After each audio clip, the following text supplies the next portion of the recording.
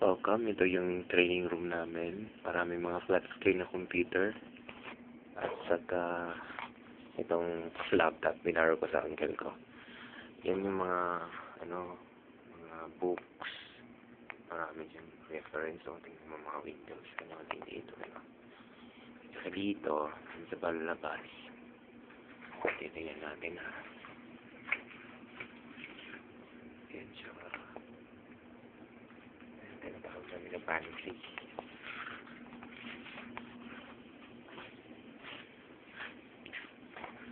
Kumusta, ayos na yung coma ko? Yun yung tinatawag namin pantry. Hindi kami nauubusan dito ng juice. Maraming juice. Iced tea.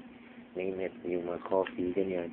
So, pag nauuhaw kami kumakain, dito lang kami umiinom.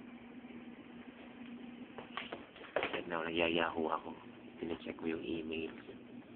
Tapos, yung mga kasama ko umuwi na kasi exam day ngayon. Tapos yung week 3, umuwi na rin. At ako lang naiwan. Nag-i-internet. Sige, bye-bye. Punta kayo dito.